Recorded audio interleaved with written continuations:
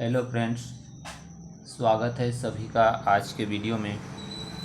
आज हम लोग देखेंगे दंडकारण्य का पठार।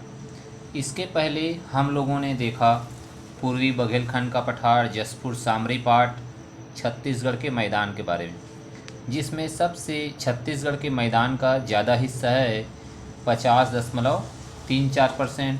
उसके बाद जो ये दंडकारण्य का पठार है, इसका हिस्सा है सेकेंड। इसका कितना स्थान है? सेकेंड स्थान। और इसका जो प्रतिशत की बात करें तो 28.96%, 28.91% हिस्सा है पूरे छत्तीसगढ़ के प्राकृतिक विभाजन में। और एरिया में देखें तो 39,060 ये होगा किलोमीटर, ठीक है, स्क्वायर किलोमीटर में। तो इस तरह से इसका सेकेंड हिस्सा आपको याद रखना है। ये सबसे दूसरा बड़ा भाग है छत्तीसगढ़ भौतिक प्रदेश का। अब ये कहाँ कहाँ से शुरू होता है तो इसमें पूरा एरिया आता है, पूरा बस्तर संभाग पूरा आता है। और इस बस्तर संभाग के अलावा पहले ये जो राजनांदगांव जिला था इस किनारे में, उस राजनांदगांव जिले का जो मोहला मानपुर है, अभी अलग से ज़िला बन गया है मोहला मानपुर अम्बागढ़ चौकी, जिसमें से मोहला और मानपुर इसमें आते हैं दंडकारण्य के पठार में। ये आपको याद रखना है, दंडकारण्य के पठार में ये मोहला और मानपुर एरिया आता है। तो सबसे पहले हम लोग देखेंगे इसको जो है मुख्य रूप से 4 भाग में बांटा गया है। पहला भाग है इसका कोटरी बेसिन। ये आप देख पा रहे हैं कोटरी बेसिन ये जो मोहला तहसील है ये हिस्सा आता है और ये फैला हुआ है आगे कांकेर ज़िले तक। कांकेर ज़िले का कुछ हिस्सा आता है, यहाँ से ये कांकेर ज़िला है ना, इधर वाला हिस्सा कांकेर ज़िला, यहाँ से यहाँ तक कांकेर ज़िला का कुछ हिस्सा आएगा और ये मोहला मानपुर तहसील। इस तरह से कोटरी बेसिन पहला हुआ। कोटरी बेसिन इसलिए कहते हैं कि यहाँ से कोटरी बेसिन निकलता है और इंद्रावती में जाके मिलता है, तो इस एरिया को हम कोटरी बेसिन बोलेंगे। पहला हिस्सा हो गया ये। उसके बाद दूसरा हिस्सा की बात करें तो अबूझमाड़ क्षेत्र। अबूझमाड़ क्षेत्र कहाँ है तो ये है नारायणपुर ज़िले में। अबूझमाड़ क्षेत्र नारायणपुर ज़िले में है, ये दूसरा हिस्सा हो गया। तीसरा हिस्सा है बस्तर का पठार। देखिए यहाँ से ये कोटरी बेसिन कहलाएगा और ये वाला एरिया अबूझमाड़ क्षेत्र जो कि नारायणपुर ज़िले में आएगा। और अबूझमाड़ क्षेत्र के बाद इधर वाला जो हिस्सा है पूरा एरिया ये कहलाएगा बस्तर का पठार, यहाँ से यहाँ तक है ना। बस्तर का पठार जिसमें कोंडागांव आएगा, जगदलपुर आएगा, दंतेवाड़ा का कुछ हिस्सा आएगा। इस तरह से ये बस्तर का पठार हुआ। अब हम जो आगे देखेंगे और एक हिस्सा है जिसको बोलते हैं बस्तर का मैदान। इसमें से ये जो बीजापुर एरिया है, बीजापुर एरिया से इधर सुकमा ज़िला का कुछ हिस्सा आता है, ये पूरा बस्तर का मैदान एरिया। इस तरह से हम लोगों ने देखा कोटरी बेसिन पहला हिस्सा और अबूझमाड़ क्षेत्र दूसरा हिस्सा और इधर जो है बस्तर का पठार ये तीसरा हिस्सा और चौथा हिस्सा बस्तर का मैदान। इस बस्तर के मैदान को हम गोदावरी इंद्रावती नदी बेसिन भी बोलते हैं, गोदावरी और इंद्रावती बेसिन भी बोल देते हैं, या इंद्रावती का मैदान भी बोल देते हैं कभी कभी। तो ये आपको याद रखना है। उसके बाद हम लोग इसमें क्या क्या चीज़ें इम्पोर्टेंट है उसको देखते हैं। चलिए शुरू करते हैं। तो सबसे पहले मैंने बताया कोटरी बेसिन के बारे में। कोटरी बेसिन जो कि कोटरी नदी में बना हुआ, यानी कि कोटरी नदी के आसपास का क्षेत्र, यानी मोहला अलग से ज़िला बन गया है अभी, और कांकेर का कुछ हिस्सा ये कोटरी बेसिन के अंतर्गत आता है, ठीक है। उसके बाद नारायणपुर ज़िले में है अबूझमाड़ क्षेत्र, ये पूछा जा चुका है, नारायणपुर में अबूझमाड़ क्षेत्र, और जो कि सबसे अधिक वर्षा वाला क्षेत्र है। छत्तीसगढ़ के चेरापूंजी भी कहा जाता है इसको, अबूझमाड़ क्षेत्र को। ये कुछ बहुत ही बिछड़ इलाका है, अबूझ इलाका, इसलिए इसको अबूझमाड़ क्षेत्र भी कहा जाता है। और इधर आप लोग देखेंगे उसके नीचे इधर से इंद्रावती नदी निकलती है ना, इंद्रावती नदी इधर से आती है और यहाँ से बहते हुए इधर गोदावरी नदी में जाके मिल जाती है इंद्रावती नदी। और इसके किनारे में एक बारसूर क्षेत्र है ना, बारसूर, जो कि जगदलपुर में आता है। बारसूर एक दर्शनीय स्थल जो इंद्रावती नदी के किनारे बसा हुआ है। इसमें आप रोड की बात करें तो यहाँ से NH-63 गुजरता है ना, NH-63। और इधर से आप देखेंगे बालोद ज़िले से, देखिए इधर से NH-30 गुजरता है। ये रोड भी आपको याद रखना है। अब अगर इसका ढाल पूछा जाए, दंडकारण्य का पठार का ढाल, तो ढाल की बात करें तो ढाल जो है इसका, देखिए नदी कहाँ से बह रही है, इंद्रावती नदी पूर्व से पश्चिम की ओर बह रही है, फिर पश्चिम से आगे जो है गोदावरी नदी में जाके मिल जाती है। तो पश्चिम दक्षिण इसका ढाल क्या हो जाएगा, पश्चिम दक्षिण, ये आपको याद रखना है, पश्चिम दक्षिण।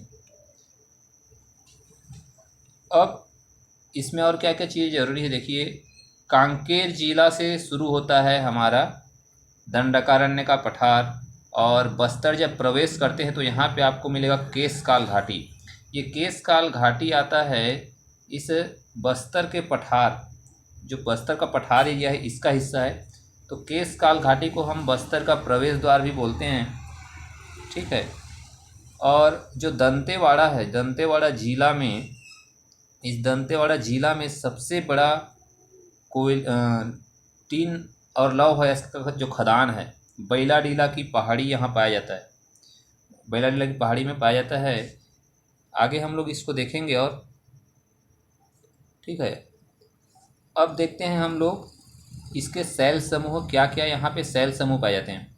शैल समूह यहाँ पे मुख्य रूप से आर्कियन, धारवाड़ और कडप्पा शैल समूह पाया जाता है।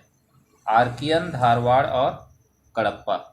तो जहाँ भी धारवाड़ है, कडप्पा है, आर्कियन है, उसमें मुख्य रूप से खनिज होंगे लोहा, टीन, कोरंडम, तांबा, अभ्रक, बॉक्साइट। मुख्य रूप से यहाँ का जो दो खनिज है लोहा और टीन, ये आपको याद रखना है। मिट्टी यहाँ पे पाया जाता है लाल बलुई मिट्टी, लाल दोमट मिट्टी, लाल बलुई और लाल दोमट। केशकाल घाटी जो कि कोंडागांव ज़िले में आता है, यहाँ से देखिए ये वाला जो हिस्सा है ये कोंडागांव ज़िले का हिस्सा है, ठीक है। कोंडागांव ज़िले में आता है ये केशकाल घाटी, जिसको मैंने बताया बस्तर का प्रवेश द्वार भी बोलते हैं। इसमें आपको याद रखना है, इस तरह से टोटल इसमें जो है 12 मोड़ हैं, ठीक है। ऐसे 12 मोड़ पाए जाते हैं और इसी को बस्तर का प्रवेश द्वार कहते हैं, केशकाल घाटी को। और यहाँ पे एक 7वें मोड़ में, इसमें 12 मोड़ है टोटल, याद रखना है। और 7वें मोड़ में है तेलिन घाटी, जहाँ पे तेलिन माता का मंदिर है। तेलिन घाटी कहाँ है, केशकाल घाटी में है, जहाँ पे तेलिन माता का मंदिर है, जो कि कोंडागांव ज़िले में आता है। इसको मैंने बताया बस्तर का प्रवेश द्वार कहते हैं। अब आप लोग देखेंगे बीजापुर ज़िले में, बीजापुर ज़िले में है दो मुख्य चीज़ें। ये जो बीजापुर का एरिया है, ये एरिया बीजापुर एरिया में है अलबका पहाड़ी। एग्जाम में आ चुका है, अलबका पहाड़ी कहाँ है, तो बीजापुर ज़िले में है। और यहाँ पे एक नडापल्ली गुफा भी है बीजापुर ज़िले में, नडापल्ली। उसके अलावा राव घाट की पहाड़ी कहाँ है आपको पूछा जाए, राव घाट की पहाड़ी है कांकेर ज़िले में। राव घाट की पहाड़ी कांकेर ज़िले में, यहाँ पे बाई मिस्टेक नारायणपुर में लिखा है, ये आएगा राव घाट की पहाड़ी कांकेर ज़िले में, ये आपको याद रखना है। राव घाट की पहाड़ी कहाँ है, कांकेर ज़िले में, जो कि लौह अयस्क क्षेत्र है और यहाँ पे उत्तम किस्म का लोहा पाया जाता है।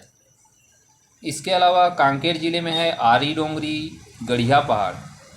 गढ़िया पहाड़ क्वेश्चन में आ चुका है, गढ़िया पहाड़ कहाँ है, तो आरी डोंगरी और गढ़िया पहाड़ भी कांकेर ज़िले में आता है, ठीक है।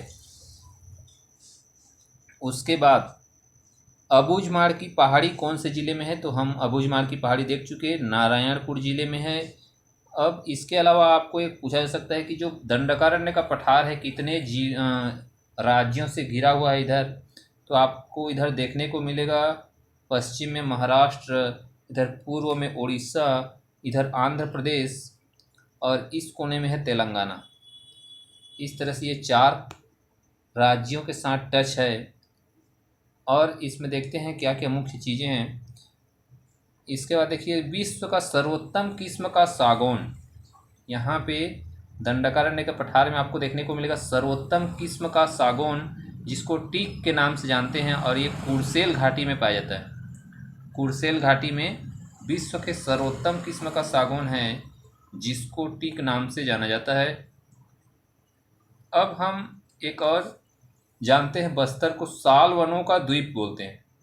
साल वनों का द्वीप भी बोलते हैं बस्तर को। इसके अलावा खनिजों का द्वीप भी कहा जाता है, क्योंकि यहाँ बहुत सारे खनिज पाए जाते हैं।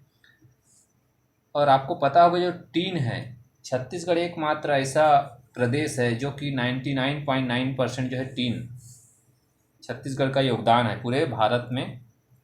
ठीक है, छत्तीसगढ़ का चेरापूंजी किसको कहते हैं, कहने से अबूझमाड़। यहाँ पे 187 मीटर वर्षा होता है।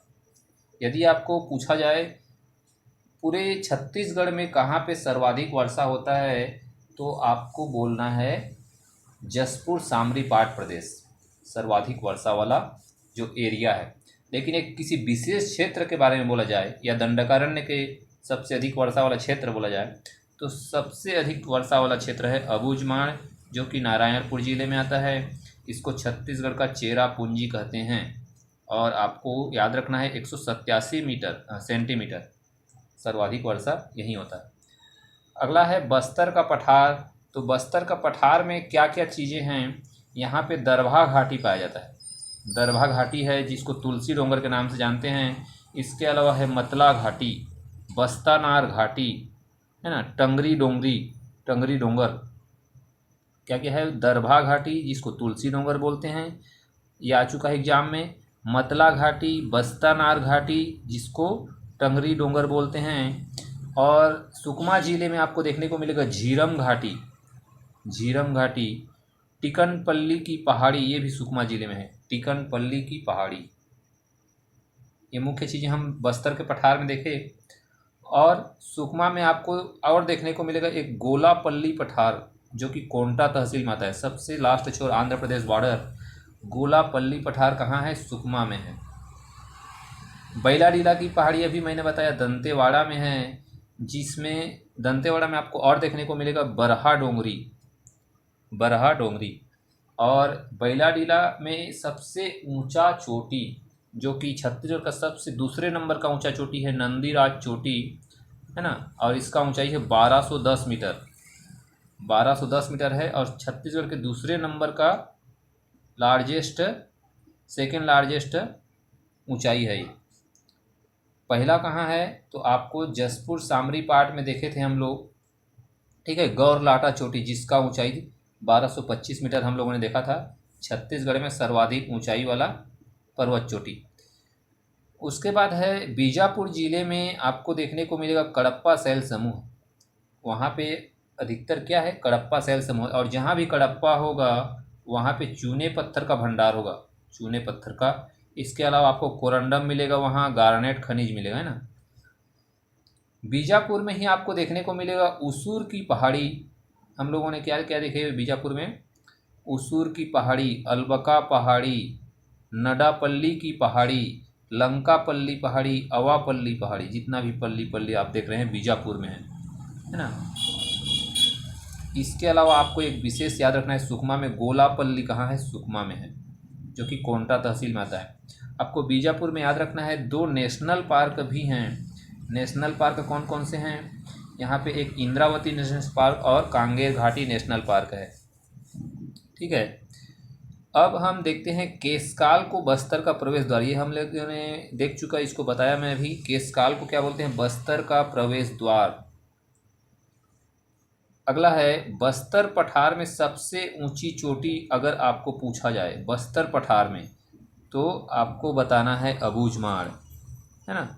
बस्तर पठार में सबसे ऊंची चोटी अबूझमाड़ है, किंतु दंडकारण्य का ऊंचा पठार है, ऊंचा भाग क्या है, नंदीराज चोटी, जो कि बैलाडीला 1210 मीटर ऊंचाई और दंतेवाड़ा जिले में है ये। और बस्तर के पठार में पूछा जाए, ये एग्जाम में आ चुका है, बस्तर के पठार का सबसे ऊंचा चोटी अबूझमाड़ बताना है। केशकाल घाटी महानदी प्रणाली और गोदावरी प्रणाली को अलग करती है। जो केशकाल घाटी है ना, केशकाल घाटी ऊपर में देखें हम लोगों ने बस्तर का मैदान, छत्तीसगढ़ का मैदान जो कि महानदी बेसिन कहलाता है, ये महानदी बेसिन होगा, महानदी बेसिन। और यहाँ पे है केशकाल घाटी आपका, और इधर है आपका इंद्रावती गोदावरी बेसिन, है ना।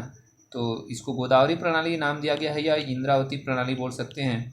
तो इन दोनों को कौन अलग कर रहा है, ये केशकाल का घाटी, केशकाल घाटी दोनों के बीच में है, जो कि बस्तर का प्रवेश द्वार है। ये दोनों बेसिन को अलग करता है या दोनों प्रणाली को अलग करता है, इसलिए इसको हम महानदी प्रणाली और गोदावरी प्रणाली को अलग करने वाला घाटी बोलते हैं।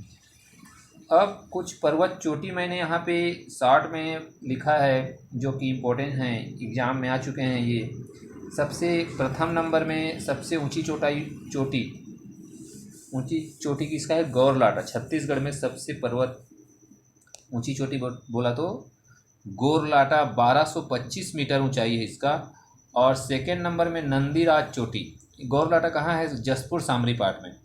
और नंदीराज चोटी जो कि बैलाडीला बस्तर का दंतेवाड़ा में है ना, बैलाडीला की पहाड़ी में है नंदीराज चोटी। इसका ऊंचाई है 1210, 1225 सबसे ऊंचा, फिर 1210 नंदीराज। तीसरा है बदरगढ़ की चोटी, हम लोगों ने देखा था, इसके बारे में कोई विशेष जानकारी नहीं है, लेकिन इसको माना जाता है कवर्धा जिला, है ना, कवर्धा जिला माना जाता है। और इसका ऊंचाई है 1176, कभी कभी 1178 लिया जाता है, तो आप दोनों याद रखिए 1176 या 78। बदरगढ़ की चोटी तीसरे नंबर का, है ना। उसके बाद है मैन पाट की चोटी 1152 मीटर, तीसरे के बाद चौथा नंबर, मैन पाट की चोटी 1152 मीटर ऊंचाई। उसके बाद जो शिशुपाल पर्वत है, जिसको हम धारी डोंगरी बोलते हैं, ये महासमुंद जिले में आता है ना। इस महासमुंद जिले का सबसे ऊंची चोटी वाला है 899 मीटर, ये है धारी डोंगरी या शिशुपाल पर्वत, जो कि उड़ीसा बॉर्डर में है। ठीक है, तो इस तरह से हम लोगों ने दंडकारण्य का पठार से आने वाले सभी एग्जाम पॉइंट्स को देख चुका।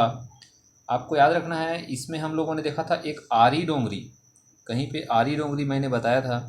देखिए आरी डोंगरी है कांकेर में, और धारी डोंगरी बोला जाए तो महासमुंद जिले में, याद रखना है। आरी डोंगरी कांकेर में और धारी डोंगरी महासमुंद में।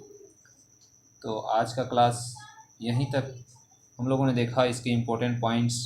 अब हम लोग और आगे देखेंगे छत्तीसगढ़ के भूवैज्ञानिक संरचना के बारे में अगले वीडियो में। उसके लिए बने रहिए चैनल पर। धन्यवाद।